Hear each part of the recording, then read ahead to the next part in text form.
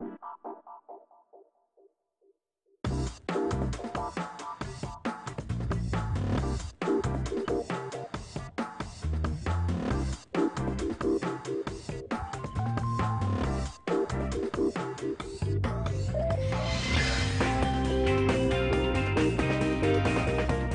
exemple, souvent, je leur ai dit, mais pourquoi est-ce que vous ne faites pas au moins les autoroutes gratuites le week-end pour que les gens n'arrêtent pas, d'abord qu'ils dépensent, qu'ils partent en famille, qu'ils payent en plus l'autoroute, ça coûte cher, ça fait des bouchons, etc. Pourquoi est-ce que les autoroutes ne sont pas gratuites le samedi et le dimanche, par exemple? Spécialiste des déclarations iconoclastes, tonitruantes et pas toujours écolo, hein, ça peut être embêtant pour une ministre de l'écologie. Le style royal questionne, génie du franc-parler ou démagogue peu crédible, dans quelle catégorie ranger l'ex-candidate mère des 4 enfants de François Hollande qui fait ces derniers temps un retour remarqué sur le devant de la scène? Pour répondre à ces questions et pour déshabiller en tout bien tout honneur celle que certains surnomment la vice-présidente, avec nous 4 invités. Bonjour. Philippe Lenschener, spécialiste en communication. Alors vous étiez très critique vis-à-vis de la candidate en 2007 et maintenant vous la trouvez, on va dire, plus en phase avec l'époque. Nathalie Segonde, journaliste politique à l'Opinion. Alors vous connaissez bien Ségolène Royal, que vous avez suivi notamment en 2007, et vous nous expliquerez la logique de ces prises de position parfois déroutantes. Jean-Daniel Lévy, spécialiste de l'opinion, pour analyser l'impact de ces prises de position dans les sondages et dans l'opinion. Et enfin, Daniel Bois, politologue et chercheur au CEVIPOF sur l'écologie politique. Vous nous direz si Ségolène Royal est un bon casting à l'écologie. Une question qu'on peut se poser à entendre certaines déclarations, comme une assez récente sur le Nutella. Nous avons à préparer la 3e révolution industrielle, qui sera à la fois climatique, qui sera numérique, qui sera énergétique. Et par exemple, il faut replanter massivement des arbres, parce qu'il y a eu une élimination, une déforestation massive qui entraîne aussi du réchauffement climatique. Il faut arrêter de manger du Nutella, par exemple, parce que ça, c'est l'huile de palme. Ah non, c'est bon, le Nutella. Ben oui, mais il ne faut pas, voilà, parce que c'est l'huile de palme qui a remplacé les arbres. Et donc, il y a eu des dégâts vous pouvez faire considérables. couler toute une boîte en disant faut pas manger de Eh Nutella. ben, il faut qu'ils utilisent d'autres matières premières. Quand on lance ce genre d'appel au boycott, normalement, on a des informations précises, mais celle de la ministre semble un peu périmée. Comme le lui rappelle Greenpeace, association environnementale peu suspecte d'être complaisante à l'égard des grands groupes, se fend d'un communiqué pour expliquer que Ferrero, l'entreprise qui fait le Nutella, est une des premières à amorcer une politique pour arrêter l'utilisation d'huile de palme issue de la déforestation.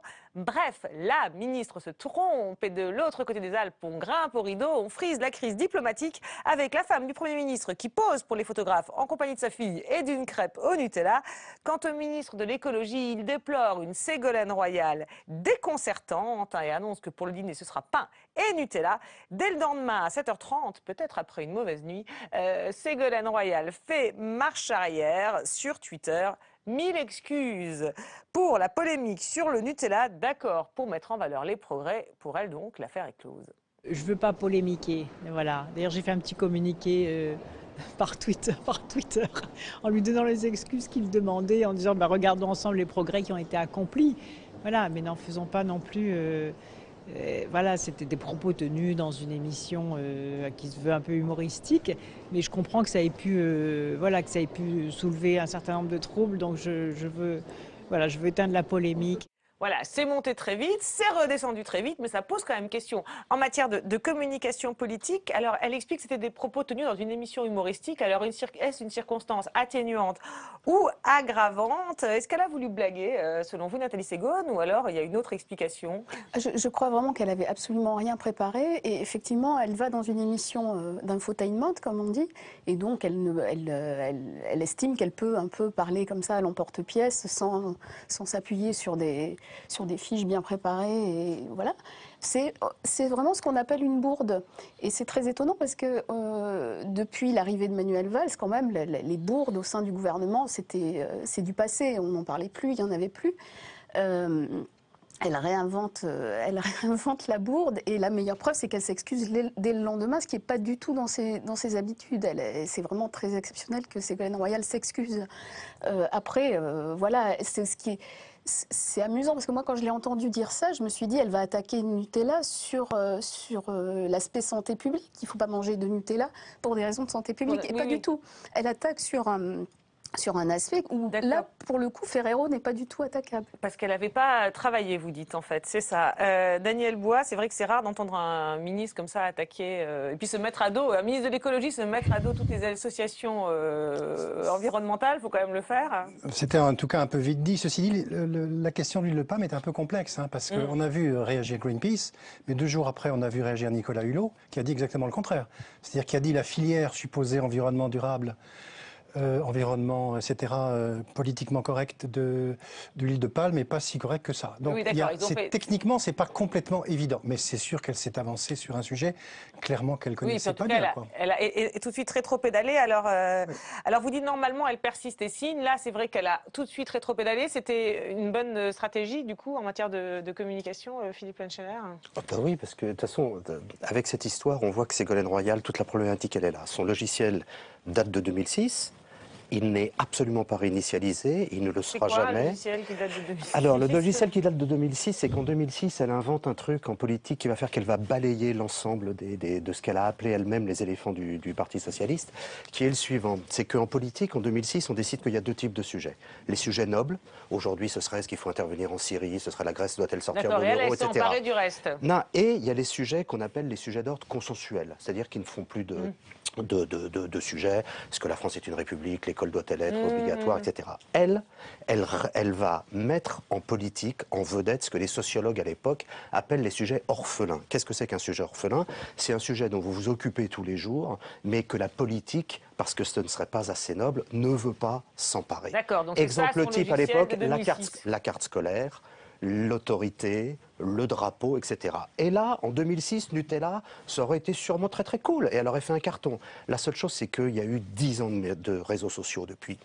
Et il y a ce qu'en marketing, on appelle la société expérientielle et conversationnelle, qui font que les marques engagent un corps à corps avec les gens. Et que les gens, ils savent tout sur les marques. Ils savent ce que Danone est, ils savent ce que Ferrero est, etc. D'accord, en fait, les gens savent mieux Royal que oui, Nutella et donc, fait des progrès, les sujets on reparlera, voilà, et on parlera des autoroutes tout à l'heure, etc. Mais les sujets orphelins, aujourd'hui, ça ne marche plus. Donc et c'est un problème. Donc elle a fait une bourde, effectivement, et sur la gestion de la bourde... Par contre, la gestion est remarquable. Elle est remarquable parce qu'elle sait qu'en politique aujourd'hui, il n'y a plus le prédictif sur le long terme, c'est fini ce type de politique et elle sait que c'est une exigence du quotidien. Et il n'y a que des séquences. Et du coup, elle ferme une séquence et c'est terminé, on n'en parle plus. Voilà. Et avec un petit truc en plus, je ne veux pas polémiquer, c'est extraordinaire. C'est-à-dire qu'il y aurait une Voilà, c'est-à-dire que tout de suite... grand mot, je ne veux pas polémiquer. Hein. On retrouve le logiciel de 2006 qui est qu'elle est agressée. Donc elle ne veut pas polémiquer, elle ne veut pas ouvrir... D'accord, elle est au-dessus des agressions. Alors vous dites, elle ferme effectivement très vite. Cela dit, est-ce que ça laisse des traces? Parce que voilà, vous dites, les gens connaissent finalement mieux que la ministre de l'écologie la politique environnementale des entreprises. Du moins, on peut penser, est-ce que ça laisse des traces? Pas tant que ça, pas tant que ça. Et effectivement, la polémique ayant été close assez rapidement, elle n'a pas eu le temps de prendre, il n'y a pas eu le temps de l'instauration d'un grand débat sur comment fonctionne Nutella aujourd'hui, un affrontement entre Ségolène Royal et des défenseurs de Nutella, que voilà. Effectivement, on passe à autre chose. Là où ça a peut-être, sur le plus long terme, laissé une petite trace, c'est que, contrairement à d'habitude, Ségolène Royal n'a pas été en phase sur le diagnostic avec les Français. Nutella est une marque adorée par les Français. C'est véritablement consommé aujourd'hui. Et le fait que ce soit bon, et c'est d'ailleurs la première remarque qui est effectuée par Yann Barthès, crée le sentiment qu'elle est un peu coupée justement de cette forme d'empathie ou de proximité.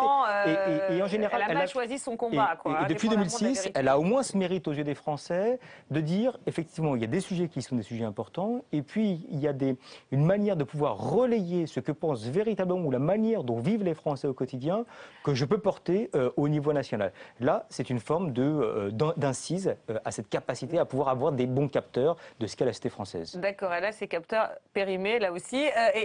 Et du coup... C'est plus difficile. Ouais. C'est plus difficile aujourd'hui. Il y a 10 ans de réseaux sociaux et il y a 10 ans surtout d'un marketing exceptionnel des entreprises. D'accord. Et du coup, pour vous, c'est juste par manque de travail, en fait, c'est ça? Oui, enfin c'est quand même sa spécialité de ne pas connaître je ne veux pas être trop sévère, mais de s'avancer comme ça sur des sujets sans en avoir travaillé le fond.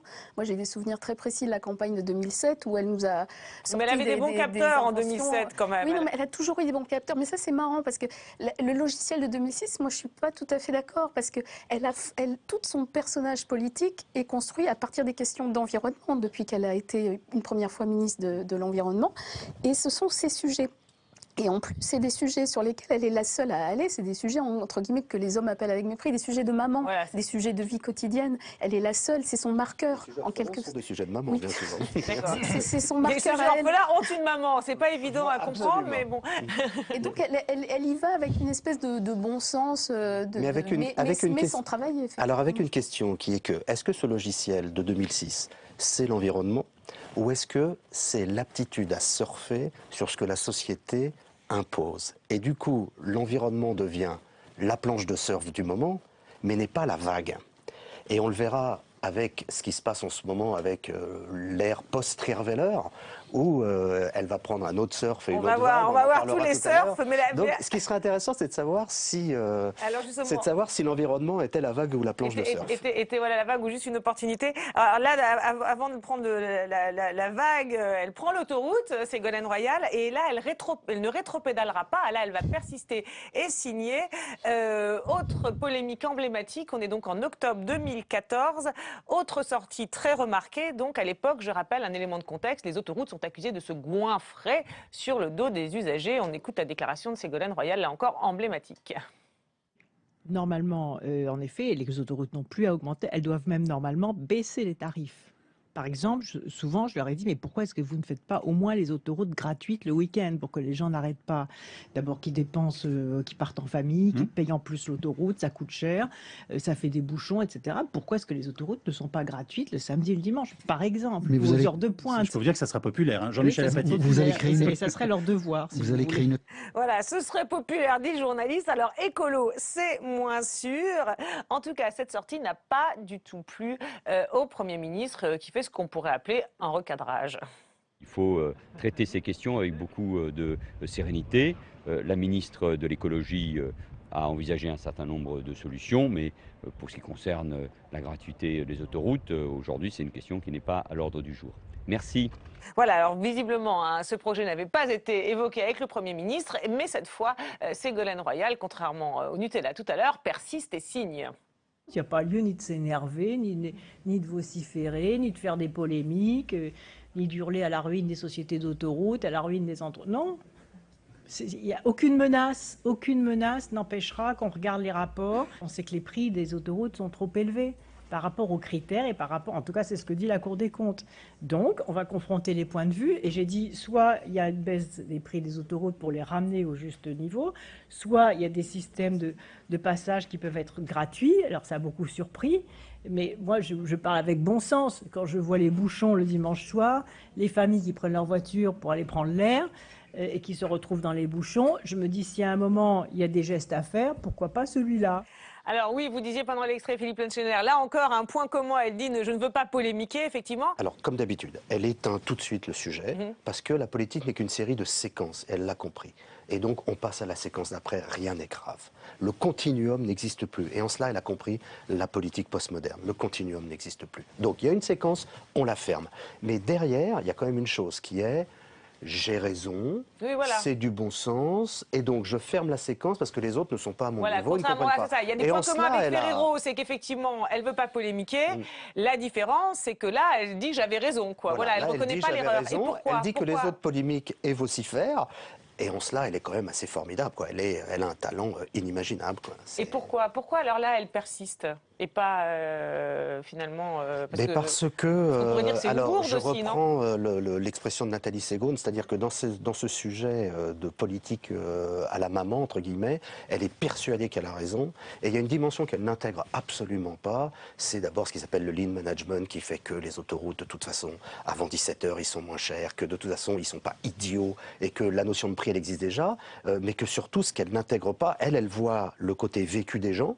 Il y a la queue au péage le dimanche soir et il y a des immenses ralentissements, mais elle ne comprend pas la dimension économique qui fait qu'il y a des gens qui doivent faire à un moment donné du profit, qui est pas un mauvais mot. J'allais dire économique et écologique aussi, parce que ce qui est surprenant, ce que vous dites effectivement, elle se met dans la position de la mère de famille. Sauf qu'elle n'en parle pas l'écologie parce qu'elle sait que c'est pas le sujet là-dedans. Ah ouais. Elle sait que c'est pas le sujet. Ce n'est pas les routes un dimanche soir, ce n'est pas le sujet de la pollution. C'est pas la voiture, c'est pas l'écologie. Toutes les politiques publiques visent à réduire l'automobile et l'utilisation de l'automobile par les Français. En ville. Pas seulement en ville. En ville. Alors pour une ministre de l'écologie quand même alors. C'est bizarre quand même. Mais là, elle ne peut pas s'empêcher, c'est le côté social. C'est un petit peu démago. C'est le social contre l'écologie. Le social contre l'écologie. Donc elle oublie pendant un moment le côté écologie. C'est énorme quand même. Peut-être qu'elle le pense foncièrement. Peut-être qu'elle le pense foncièrement. Il n'empêche que les autoroutes gratuites, voilà, c'est demain on rase gratis. Donc c'est un peu simple, mais ça plaît quoi. Il ne faut jamais oublier que le slogan de Ségolène Royal, c'est que l'écologie ne doit pas être punitive. Je suis d'accord, il y a deux choses. Ni polémique, ni punitive. Bon, et puis en même temps, il faut faire de l'écologie, donc il faut faire des coûts. Elle se débrouille avec ces différentes contraintes. Des fois, les contraintes, elles clashent un petit peu entre elles quand même. Hein. Donc dans le cas du Nutella, c'est assez bizarre, parce que là, si on prive les gens de Nutella, c'est punitif, non? Bon, donc oui, on les prive d'un bon dessert. Tout seul. Voilà. Mais alors en plus, oui, pardon. Oui, non, mais malgré tout, il y a une forme de continuum de la part de Ségolène Royal depuis 2006, et elle dit je suis proche des catégories populaires et des personnes qui sont un peu en difficulté économique. Bien sûr. Et ces différentes prises de position reviennent autour de cela. On se rappelle d'ailleurs qu'il y avait eu l'épisode de pollution à Paris et que l'État n'avait pas déclenché la circulation alternée en février, mars. Donc elle était contre, alors même que un certain nombre d'écologistes pouvaient prôner cette mesure-là. Elle est toujours dans la dimension en disant effectivement il ne faut pas être punitif à l'égard des Français de manière générale, et surtout elle pense, elle réfléchit, elle a raison au vu en fait, de la structure des soutiens qui existent dans l'opinion, que ceux qui vont aujourd'hui lui porter le plus de crédit, ce sont les catégories populaires, les personnes qui ont des difficultés à caractère économique et qui disent on n'est pas déjà reconnu dans nos difficultés, et au moins Ségolène Royal a ce mérite de pouvoir parler. D'accord, là elle est dans son style, voilà, dans son positionnement habituel, c'était Nutella, où là, comme vous disiez, c'était un peu trompé. Alors quand même, il y a quand même quelque chose d'assez surprenant, c'est que cette déclaration, et là on peut s'interroger aussi, c'est qu'elle a fait au moment où la loi de transition énergétique est votée avec le soutien des écologistes, et là on a l'impression qu'elle brouille un peu complètement les cartes. Alors politiquement, là ce qu'elle fait est quand même très, très remarquable, parce qu'elle le fait au moment où le gouvernement, elle, la première, vient d'enterrer l'écotaxe. Oui, en plus, oui. Et il y a une polémique qui est en train de naître à l'intérieur de la majorité sur le fiasco de l'écotaxe qui est total, qui va coûter 1 milliard d'euros à l'État. Et elle fait diversion en lançant elle le fait, mais vraiment 2 jours, ou un jour après. Mais c'est aussi le jour où on vote la loi de transition énergétique, d'accord, mais c'est pas par rapport à ça, ça fait diversion. Elle déplace le sujet. C'est un scandale d'État, l'abandon de l'écotaxe, Ecomove qu'il faut rembourser, les portiques qu'il faut démonter, etc. C'est une défaite en race campagne. Et donc elle fait diversion sur un sujet... honnêtement, qui est pas mal choisi. Et pour le coup, moi, je suis pas tout à fait d'accord sur la démagogie dans cette affaire-là, parce que ensuite, ce qui se passe ensuite, c'est qu'il y a un vrai bras de fer qui est engagé entre l'État et les sociétés concessionnaires d'autoroutes, et qu'à l'arrivée, la décision, elle n'est pas favorable. L'accord trouvé n'est pas favorable aux sociétés d'autoroutes. C'est-à-dire que c'est le gel des tarifs en 2015, c'est 1 milliard d'euros des sociétés d'autoroutes pour les infrastructures, pour le maintien des infrastructures, et c'est une taxation des surprofits. Donc au final, quand on regarde sur la longueur, son bras de fer, il n'a pas été... D'accord, donc c'est un bras de fer, et en plus ça fait diversion. Donc vous dites, moi je voyais le parallèle avec la loi de transition énergétique, où là ça... Mais elle n'avait aucun problème sur la loi de transition énergétique. D'accord, on aurait pu dire... Elle avait une majorité, elle avait les écolos. Mais ça aurait pu être positif pour le gouvernement, mais c'est pas là-dessus qu'elle se positionne. Elle avait un sujet qui était en train de monter, c'était l'écotaxe. Et là, franchement, elle a réussi. Donc en fait, c'est stratégique. Je dit, Hollande l'avait recadré, il paraît. Donc c'était pas... Je me méfie des recadrages de François Hollande. Vous vous méfiez des recadrages de François Hollande. Cela dit, on peut se poser la question, parce qu'il lui arrive souvent à Ségolène Royal d'aller contre son camp, contre les élus de son camp, notamment quand il réclame des mesures contre la pollution. Un double paradoxe, on peut dire, magnifiquement illustré par une autre polémique, pour quelqu'un qui ne veut pas polémiquer, celle des feux de cheminée. Ça commence à ce que la direction régionale de l'environnement communique 23% de la pollution en particules fines en Ile-de-France est due aux feux de cheminée. Ça fait beaucoup quand même, 23%. Et suite à ça, le préfet décide d'interdire ces fameux feux de cheminée, ce qui vaut les sarcasmes de Ségolène Royal et d'un matinalier visiblement adepte des petites flambées. Il faut dire qu'on est juste avant Noël. Mais d'abord une petite question. On s'apprête à interdire aux Français de faire des feux de bois dans leur cheminée. C'est pas un peu ridicule? J'étais moi-même très surprise, surtout des chiffres qui ont été utilisés. On nous a fait croire que les feux de cheminée polluaient plus que les voitures diesel. Je crois qu'il faut être un peu raisonnable. Je ne suis pas favorable à une société des interdictions, surtout au moment de Noël. C'est un peu l'écologie punitive. Et je ne veux pas que par une décision trop schématique et trop, voilà, un peu absurde, il faut le dire, tout d'un coup, ça décrédibilise toute la filière de chauffage au bois, ce qu'on appelle la biomasse, qui est au contraire une filière à encourager. Donc on pourra faire des feux de bois pour Noël. Vous pouvez faire des feux de bois, des petites flambées de Noël, rassurez-vous. Voilà, et alors on a l'impression qu'il y a un groupe de gens légèrement simples d'esprit qui a pris une mesure stupide. Et donc parmi ces gens, Airparif, association mesurant la qualité de l'air, qui tente de contredire les propos de la ministre. La mesure est utile parce qu'elle donne le symbole, elle donne le signal qu'il ne faut pas brûler du bois en foyer ouvert, qu'il ne faut pas brûler du bois dans les jardins. Maintenant, il ne faut pas faire croire qu'on ne peut pas se chauffer au bois ou que c'est polluant de se chauffer au bois quand l'appareil est efficace. Les poêles et cheminées avec insert ne sont pas concernés par l'arrêté préfectoral. Les flambées ont encore de beaux jours devant elles. Voilà, donc en fait l'interdiction ne concerne pas tous les feux de bois, mais seulement ceux à foyer ouvert qui émettent des particules. Non mais il faut le préciser parce qu'après avoir entendu Ségolène Royal, on comprend plus trop. Et pourtant, cette intervention donc d'Airparif, cette précision, lui vaudra un tacle de la ministre lorsqu'elle confirmera l'annulation de l'interdiction des feux de cheminée. Qui avait eu cette idée un peu folle d'interdire? C'est un organisme qui s'appelle Airparif, qui est peut-être un peu trop sectaire sur la question de la prise en compte de la pollution de l'air, parce qu'il faut quand même un juste équilibre. Des chiffres qui étaient complètement faux d'ailleurs, qui attribuent au feu de cheminée la pollution majeure sur l'Île-de-France, qui est totalement faux. Et donc il faut aussi il faut arrêter d'embêter les gens, si vous voulez, le fond de ma pensée. Voilà, et laisser un peu de liberté, un peu de respiration, un peu d'espace. Et donc tout le monde peut, bien sûr, les feux de cheminée sont surtout au moment de Noël. Je crois que c'est une bonne chose. Voilà, alors hop, et Airparif sectaire. Et c'est vrai qu'avec le recul, c'est quand même assez fou parce qu'on a l'impression qu'elle contredit complètement des mesures d'organismes publics, les demandes des élus. Enfin, ça paraît incompréhensible comme stratégie avec le recul. Ah bon, alors expliquez-nous. Parce que c'est 2006 au sommet. C'est-à-dire que là, vous avez tout. Les gens, ils aiment bien les petites flambées, donc non. Vous avez sujet orphelin, plus on peut taper contre l'institution et contre les experts. 2006, elle tape contre les partis politiques, elle tape contre les leaders, elle tape contre les programmes, elle dit que les gens doivent écrire et doivent être les acteurs. Oui, là, effectivement, elle tape contre les associations, contre ceux qui mesurent l'air, contre les experts, contre les élus contre le préfet. Voilà, parce que ce sont des tremplins de compréhension. C'est-à-dire que vous n'avez pas à dire ce pourquoi vous êtes. Lorsque vous tapez sur ce que les gens défendent, du coup, les gens... poser la question, c'est plus important que d'apporter la réponse. Et donc expliquer qu'Airparif se trompe, vous êtes à une époque aujourd'hui, et là j'aurai un expert qui pourra abonder. Attention, parce que les experts... non, mais justement, où les institutions sociales, culturelles et politiques ne nous parlent plus et ne portent plus de discours de confiance. Et là-dessus, elle y va de manière... D'accord, donc elle y va avec jubilation. On le voit d'ailleurs, elle se marre, c'est ça qui est incroyable, ça l'amuse, ça lui fait plaisir. Oui. Effectivement, c'est parfois le bon sens populaire. Vaut mieux qu'une expertise dont on ne sait pas exactement dans quelles conditions celle-ci a pu être établie, qui fait partie exactement de ces instances, au nom de quoi parle-t-il véritablement, sont-ils ou pas coupés des réalités. Et on revient effectivement là sur Ségolène Royal qui dit la réalité je la connais. Je vis comme les Français, ou en tout cas j'ai cette capacité à pouvoir voir. J'aime également les feux de cheminée. En plus, vous vous rendez compte, c'est Noël, donc c'est un moment qui renvoie justement à la famille, etc. Mais elle n'est pas, jusqu'à présent, elle n'est pas jugée complètement là-dessus. Ou en tout cas, elle n'a jamais été jugée comme étant une personnalité quelque chose de vrai ou faux.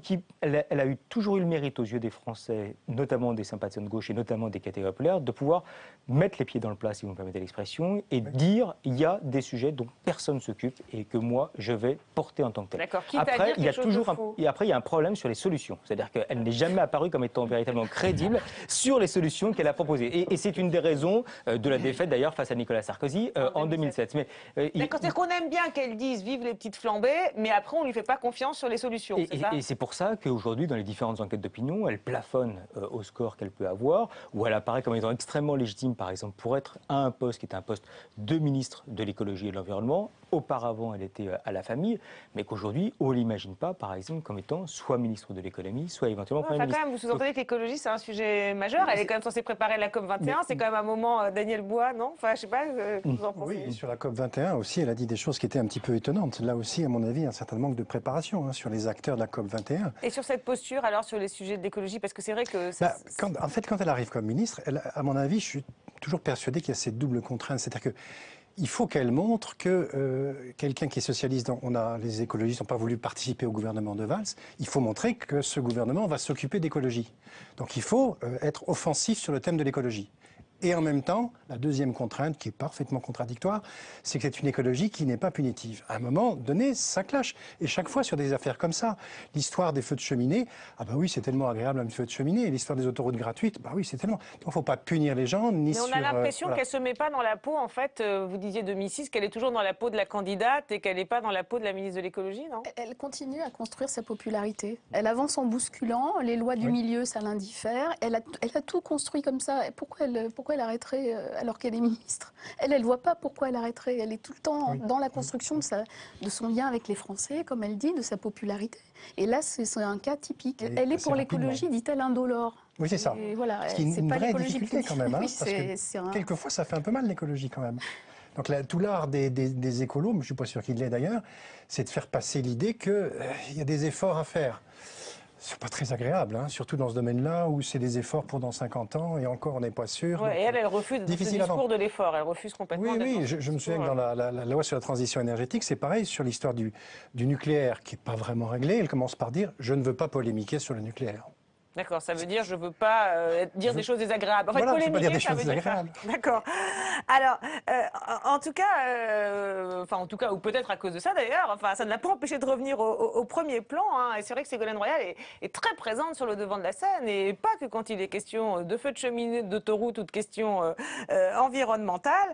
C'est elle, par exemple, qu'on envoie dès la fin 2014 accueillir le pape à Strasbourg. Elle qui représente le gouvernement aux obsèques en Israël des victimes de l'attentat contre l'hypercachère. Elle, toujours, qui reçoit le roi d'Espagne et sa femme aux côtés du président. Et c'est vrai qu'aller voir comme ça sur le perron de l'Élysée, eh bien, on dirait presque un couple présidentiel. Et alors là, on se souvient, c'est assez surprenant d'ailleurs, que lors des précédentes visites du roi d'Espagne et de son épouse à Paris, en juillet 2014 et mars 2015, eh bien, le couple avait été accueilli par un président en célibataire. Alors, que se passe-t-il? Pourquoi cette nouvelle place à part, à côté du président? Écoutez leur réponse lors d'un récent voyage en Suisse.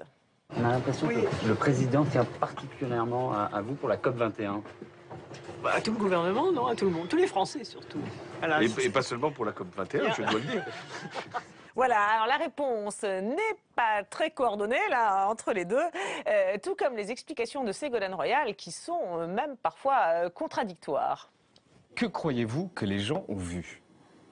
Mais rien, la numéro 3 du gouvernement mobilisée pour accueillir la reine d'Espagne, parce qu'il fallait une ministre femme dans la voiture de la reine d'Espagne. D'accord. Voilà, donc j'ai été mobilisée à titre dans l'ordre protocolaire de la République pour l'accompagner. Mais c'est une responsabilité institutionnelle. De quoi s'agit-il? Je suis numéro 2 du gouvernement. Le Premier ministre n'était pas là. Le numéro 1 du gouvernement, M. Fabius, n'était pas là. Et donc on m'a demandé d'assurer cette présence institutionnelle du gouvernement, ce que j'ai fait bien volontiers. Voilà, alors des fois c'est la nuit parce qu'il fallait quelqu'un dans la voiture, parce que le numéro 2 n'était pas là. Enfin bref, on s'en mêle un peu dans les explications et donc on a l'impression qu'en fait, en même temps, c'est réfléchi, cette image, c'est pensé, puisqu'elle est quand même très présente, et en même temps, ça tombe un peu du ciel. Qu'est-ce que vous comprenez? Jean-Daniel Lévy, expliquez-nous. En tout cas, ce qu'on remarque, c'est que ce n'est pas la première fois, et pas uniquement concernant Ségolène Royal, qu'il y a un effet de communication et pas forcément l'accompagnement de la communication qui est effectué. Il y a une image qui paraît et sans qu'elle puisse être théorisée ou accompagnée. D'où la difficulté, effectivement, à pouvoir accompagner la prise de parole. Et aujourd'hui, Ségolène Royal qui est effectivement dans cette situation. C'est-à-dire qu'on a pensé l'image, mais on n'a pas pensé aux questions qui viendraient, ce qui est quand même un peu surprenant sur une pareille image. Ça ne serait pas la première fois. Ah, vous avez l'air sceptique. Pour vous, non? On a pensé. Non, je pense qu'il y a. Moi, je continue à penser qu'elle a un talent inimaginable. Même quand elle dit un peu tout et son contraire comme ça, non? Oui, parce qu'elle n'est pas câblée comme nous tous. Elle a compris qu'on est dans une période post-moderne. Et elle a compris que la politique... Mais c'est-à-dire que c'est fini le programmatique et c'est fini le structurel. Et elle ne nous prend pas en traître.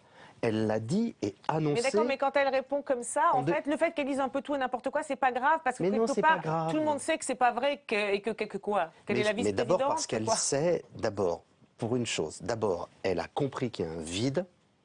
Valérie Trierweiler est partie, il y a un vide et il y a une place à combler. Et elle comble cette place et elle l'assume totalement et elle rit de ce que ça peut provoquer. Ah, en fait, ça l'amuse, quoi. Mais bien évidemment. Donc, des fois, elle répond un truc. Et deuxième chose, n'oubliez jamais une chose, c'est que Ségolène Royal est forte quand elle brise les cadres. C'est-à-dire que là où elle est faible, c'est quand on lui donne un cadre et qu'il faut s'exprimer. Parce que le cadre étant ce qu'il est, la seule réalité, c'est le discours. Par contre, quand vous brisez le cadre, le discours, ça devient le fait que vous ayez brisé le cadre. C'est une ministre de l'image. Elle pense toujours en premier à l'image. Moi, ça m'avait frappé pendant sa campagne présidentielle. C'est au point, par exemple, de penser qu'il ne faut pas du tout qu'elle soit prise en photo en train de manger ou de boire. Elle pense à tout, au moindre détail. Donc là, évidemment, elle sait très bien l'image qu'elle va renvoyer. Mais l'image, c'est quoi? C'est l'image qu'elle a pris sa revanche? C'est l'image de la revanche, c'est l'image du couple au pouvoir, c'est tout. Alors, François Hollande est cette image traduit aussi toutes les ambiguïtés de François Hollande, qui a une vie privée quand même un petit peu mystérieuse pour les Français, qui répudie sa première compagne en cours de mandat, qui ne s'affiche pas avec sa deuxième compagne. Et qui oui, en même temps, la presse n'arrête pas de dire qu'elle est de plus en plus présente, qu'elle est de plus en plus à l'Élysée, oui, pas officiellement. Franchement, le grand public n'en sait rien, à part lire Closer.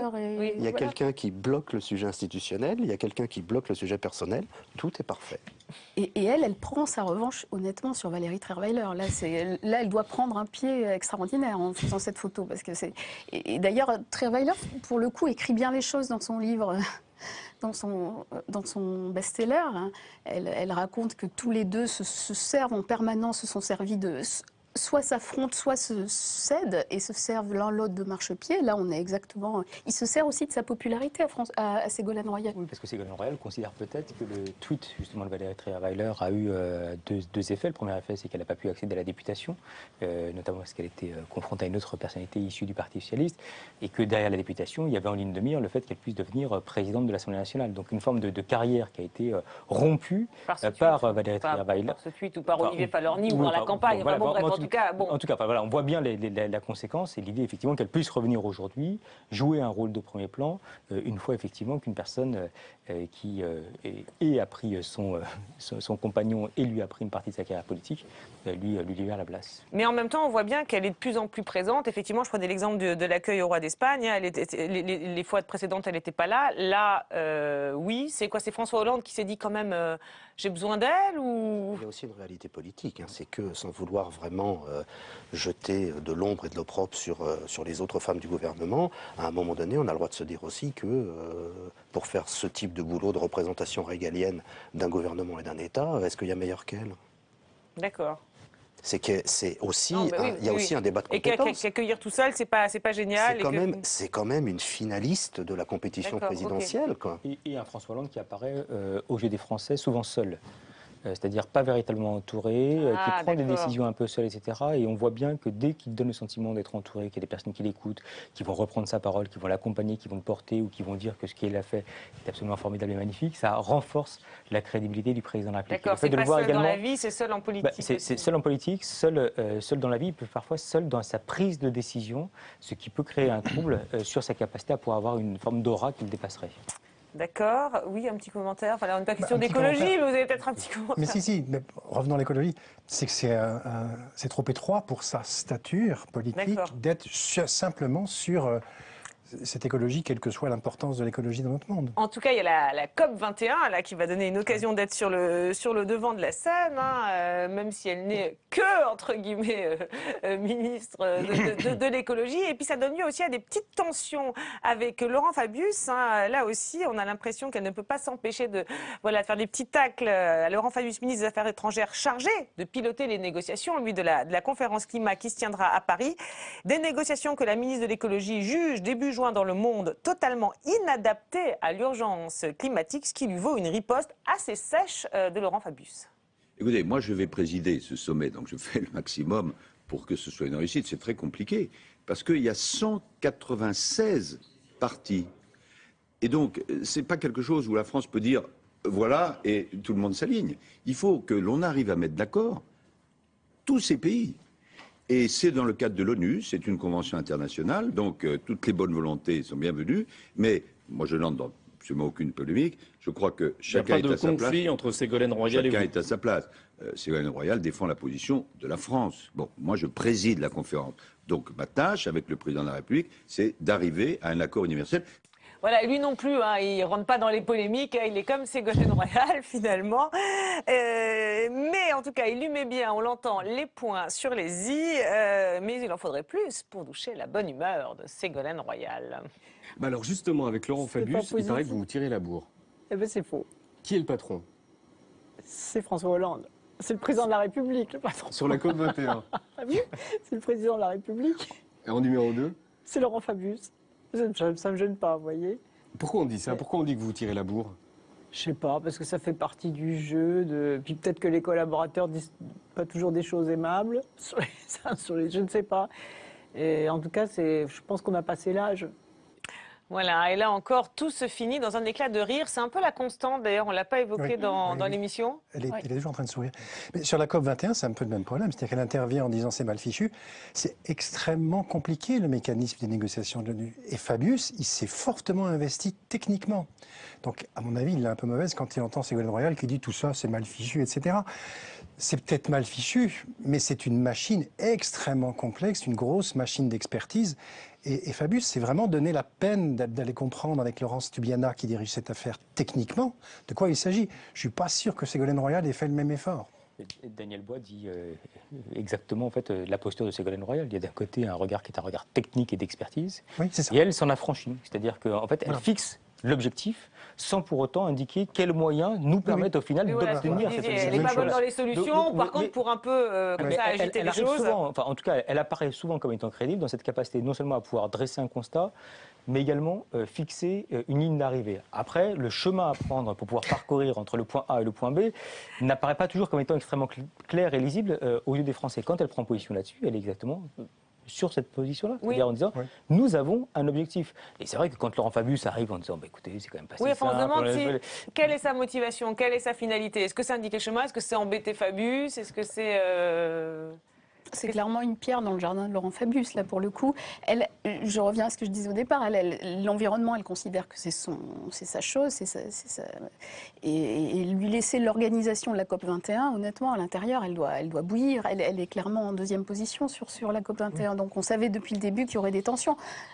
Parce qu'il y a aussi en plus tout un passif entre eux depuis 2006, depuis qui va garder les enfants, ça n'arrête pas. Quand elle avait été candidate et que lui aussi, et qu'il n'avait pas supporté de l'avoir émergé. Donc elle lui rend là aussi un peu la Bien sûr, elle lui rend la monnaie de sa pièce. D'ailleurs, qui va garder les enfants qui n'était pas...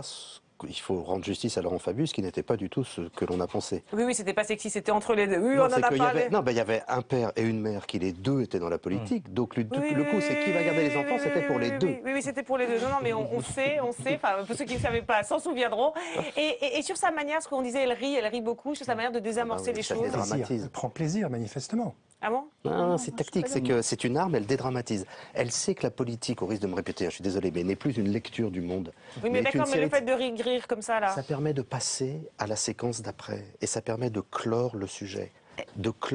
Et de montrer qu'elle n'est jamais agressive, n'est jamais celle qui attaque. Pardon? Fabius non plus, il polémique pas. Mais on peut penser que c'est le même, qu'ils sont sur ce coup-là, dans le même, pas avec le même ton, mais dans le même registre. Et pourtant, elle avait attaqué, mais bon... Elle se sort toujours, mais vous remarquerez, mais vraiment toujours depuis des années, des situations gênantes en pouffant de rire. C'est vraiment une tactique, effectivement, pour sortir d'un sujet embêtant, où elle est coincée, où elle est gênée, où la rhétorique ne marche plus. Donc elle s'en sort en plus, effectivement, elle sait qu'il ne faut jamais être agressif en télévision, donc ça lui permet vraiment de s'en sortir par le haut. C'est vraiment une tactique. Et ça vient également alimenter l'image d'une Ségolène Royal joyeuse et d'un regard à l'égard de la politique qui doit être joyeux. C'est vrai que la campagne de 2006-2007 se faisait autour de cela. On disait on va construire ensemble, on va fabriquer ensemble, on a la joie de vivre, la joie de se retrouver les uns avec les autres, etc. Et donc l'idée de se dire que la politique, c'est pas uniquement un moment où il faut être dans une situation de morne pleine, de cris, oui, mais alors on n'arrête pas de parler. Et le fait qu'elle soit souriante aussi vient alimenter l'idée de se dire politiquement, on peut faire quelque chose et on peut prendre également du plaisir dans le cadre de notre quotidien. Ouais, sachant que là, depuis le début de l'émission, on n'a jamais autant parlé de 2006, je crois, depuis 2006, en fait. Ça pose quand même des questions, parce qu'on a l'impression qu'on dit tout le temps que voilà, la politique, ça bouge, ça change, il y a un renouvellement. Elle bouge pas, en fait, c'est ça. Mais c'est pas ça, c'est que elle a toujours les mêmes ressorts et elle est forte là où elle est forte et elle est toujours faible là où elle est faible. En 2006, elle avait vu l'arrivée de cette société participative. Non, en 2006. Elle avait vu l'arrivée de la société participative et elle avait surfé sur les gens veulent être les acteurs de leur propre programme, etc., etc.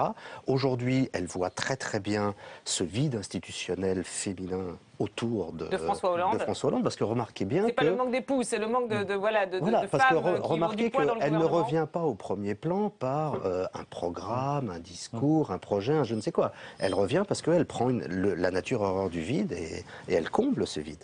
D'accord, alors pour finir, donc on a beaucoup parlé du lien 2006-2015, mais du coup, comment vous la voyez se projeter avec cette stratégie? Et puis c'est un bon casting à l'écologie aussi, mot de la fin, et après vous réagirez. Pas simple. Faut prendre des risques. Pas simple. Vous avez le droit de rire pour...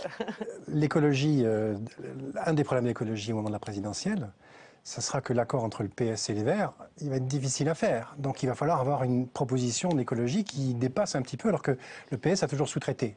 Donc il y a un vide à remplir au PS. Est-ce que c'est elle qui est capable de remplir ce vide par rapport aux difficultés qu'il y a eu entre le PS et les Verts?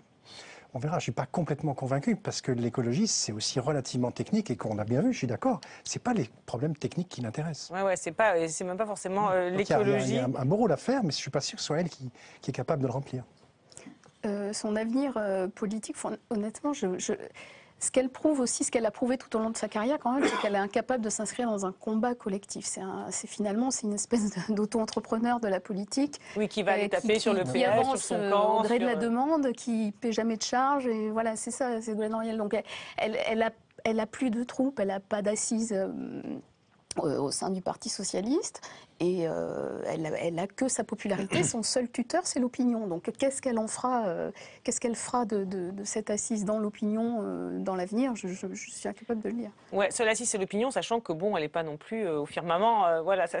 Non, elle n'est pas au firmament. Il y a malgré tout une vraie évolution de la société française dans le regard à l'égard de l'écologie, de l'environnement et des préoccupations environnementales qu'on voit comme étant extrêmement nettes, mais avec une exigence de lien entre les préoccupations environnementales et les conséquences économiques et sociales. Si elle arrive à faire ce lien, qui avait pour partie été réussi à être réalisé par Daniel Cohn-Bendit en 2009, il peut y avoir un espace probablement plus important pour Ségolène Royal. C'est qu'est-ce qu'aujourd'hui l'écologie, dans quelle mesure elle permet de garantir un modèle social auquel... D'accord, mais il faudrait qu'elle change un peu, là, pour le coup... En tout cas, c'est une des aspirations aujourd'hui des Français, notamment à gauche, en disant il faut qu'on arrive à combiner les deux. On ne voit pas très bien comment ça peut se faire, mais si quelqu'un nous propose les deux, on est prêt à pouvoir... D'accord, donc elle pourrait occuper... Et elle peut le faire ou pas?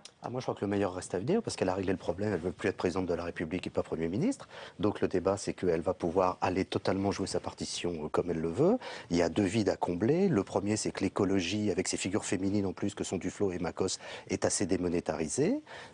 N'oubliez pas que normalement... Quand même, on dit qu'il y a quand même un dossier technique, il faut être un peu technique. Oui, mais ce n'est pas le débat. Le débat, c'est qu'il y a un deuxième quinquennat qui s'avance. Et il y a 2017. Et pour 2017, on connaît la stratégie, ce sera de la France unie, entre guillemets. Grosso modo. Bon. Et là, une figure rassembleuse, féminine, maternelle, extrêmement forte politiquement. La rassembleuse, est-ce qu'elle... Ouais. Ah bah si elle décide de le jouer, ce sera... Si elle décide de le jouer. Ça peut être très fort. D'accord. Bon, on verra. Il y a débat. Alors, faudra-t-il être technique ou pas pour occuper cette place? Bon, on le verra. Merci à tous les quatre. Merci à Marie Lebon et à Jérémy Pastor qui se sont levés tôt pour m'aider à préparer cette émission. Merci à Estelle Boileau qui s'est couchée tard pour la montée. On se retrouve la semaine prochaine à l'antenne et tous les jours sur le site de Public Sénat pour voir et revoir tous les déshabillés en ligne.